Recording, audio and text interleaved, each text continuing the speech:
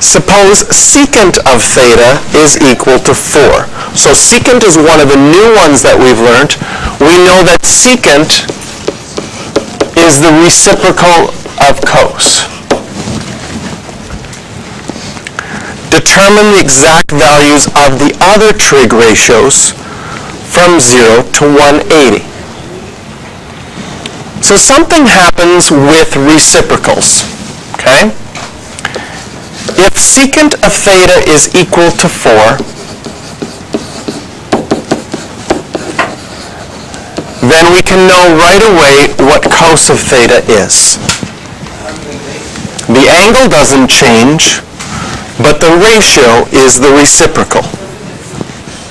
So whenever you have reciprocal functions, sine with cosecant, secant with cosine, cotangent and tangent, the angles do not change, but the ratio, or the answer, becomes the reciprocal. So, given that secant theta is 4, we can say right away that cos of theta is 1/4. But we still need to find the other ones. We need to know what sine of theta and tan of theta are, what cosecant of theta and cotangent of theta are.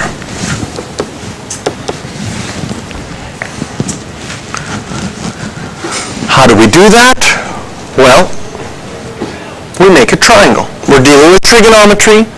A main strategy is make a triangle. What do we know about theta between 0 and 180 if cos theta is 1/4? What quadrant will it be in? Quadrant 1, 2, 3, or 4? Okay? It would be in quadrant 4 if you could go up to 360. But first of all, it tells you to only look from 0 to 180. So now we're only looking in quadrant 1 or quadrant 2. How do I know this angle has to be in quadrant 1? Because all of them are positive and cos is positive. Cos is positive in quadrant 1 and quadrant 4, but we're only looking in quadrant 1 and quadrant 2. Once you've labeled your angle theta in quadrant 1, you can make a triangle by going to the nearest x-axis. You always want to go to the nearest x-axis. In this case, we include theta, but in most cases we always include the reference angle, which in this case is exactly the same as theta. What can I label on that triangle? Do I know any lengths of that triangle? Which ones? 1 and 4. Where am I going to put the 1? Where am I going to put the 4? The 1 is going to be the adjacent side. And the 4, yeah, the hypotenuse. Because cos is adjacent over hypotenuse. And if you know those two sides, you can go a squared plus b squared equals c squared.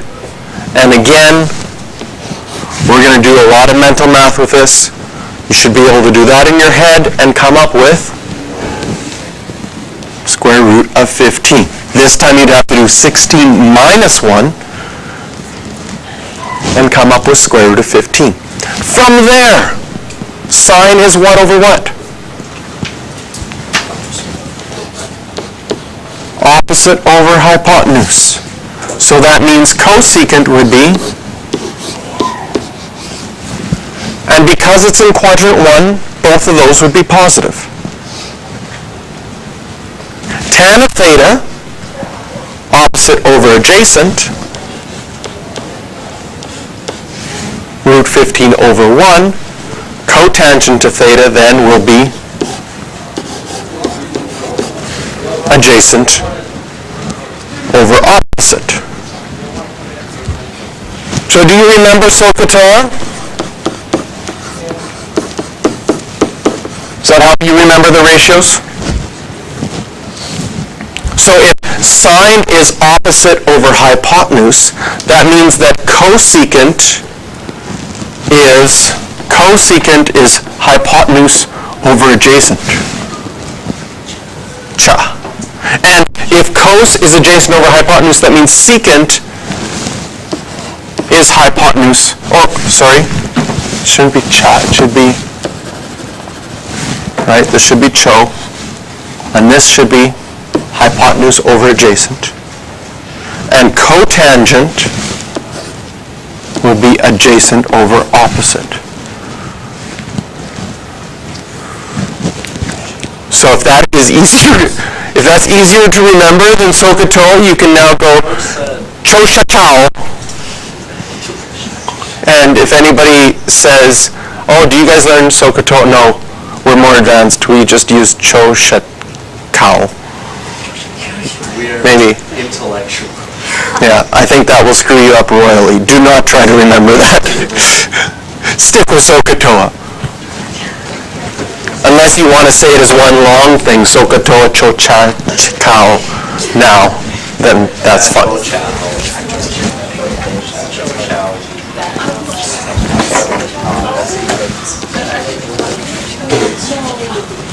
Part B. Suppose you were just given part B as a question, and it said, you know that secant of theta is 4, find theta between negative 360 and 360. Now, when solving for theta, we are going to get into the habit of just solving from 0 to 360 first, and then looking at our domain and see if we have to add any coterminal angles to that. So I want to solve for theta. Now, you've never solved for theta with secant before, because secant is new.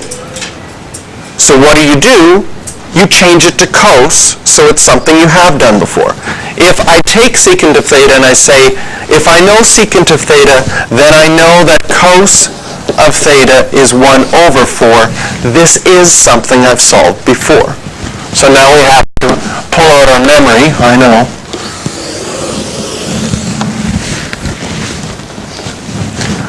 How did you do that way back when? How did you use your calculator to tell you what theta was? How did you find your reference angle? Right? Our reference angle is going to be important here. It's going to help us solve things. So this is a little review of trigonometry from grade 11. How did we find our reference angle? On our calculator, what did we do? We turned on our calculator. That helped. That helped. And now I'm drawing a blank. All right, I'm going to make sure my mode is in degrees. It is. All right, now I'm still drawing a blank. How do I find theta with my calculator? Inverse. Second cos of 1/4. The inverse finds your angle. So it tells me 75.5 degrees. Does the question say to the nearest degree? Yes? Okay, so I'll round it already, squiggle bracket here. 76 degrees is my reference angle. I write it as a reference angle here because cos is positive. If cos is positive, what quadrants could it be in? It could be in quadrant 1, so I could have it in quadrant 1, or it could be in quadrant 4. In both cases, this is where my reference angle would be.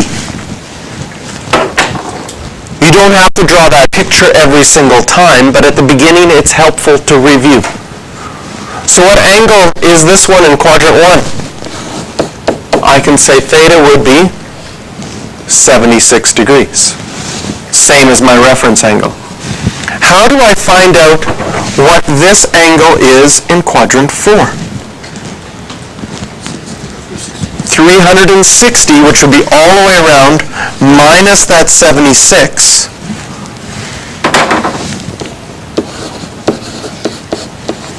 (284 degrees). And that would be the two answers from 0 to 360.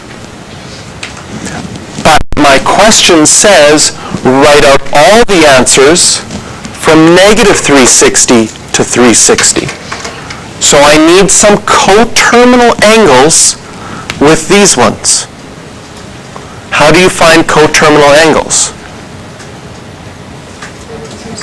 You just add or subtract 360. What should we do in this case to find the negative ones? Subtract. So if I take 284, I'll write these ones in red because they're negative. If I take 284 and I subtract 360, what do I get? Negative 76 degrees. Excellent. If I take 76 degrees and I subtract 360, that would mean starting here at 76, subtracting 360, going back 360 degrees and ending in the same place, what do I get? Negative 284 degrees. Interesting that those numbers are the same. Does it make sense? I think so. Okay. A couple of things about negative angles. What I used to solve these negative angles right now was I used coterminal angles, where I took an answer, I subtracted 360 and to see what I get. You can also think about negative angles by looking at your diagrams. If I look at this diagram and I think of this negative angle, can you see that it matches up with my reference angle? So it makes sense that it would be negative 76. If I look at this angle and I think negative angle to there, can you see that I could have, it's very similar to a positive angle in quadrant 4. It's like a negative angle in quadrant negative 4. I would just go 360 minus my reference angle, get 284, and then say it has to be negative. So I want you to think about angles negative in both of those ways. Either using reference angles where we add or subtract 360, or just thinking about your diagram, I would say 360 is all the way around, minus 74, so this negative angle would be negative 284. Questions for practice on this one are 9, 10, and 11. And I don't know if you want to put an asterisk beside these ones. These solving questions, by looking at the exam, they are important. They come up more often than any other questions that we have. So anytime we're solving for theta, that is a very typical question. So make sure you practice 9, 10, and 11.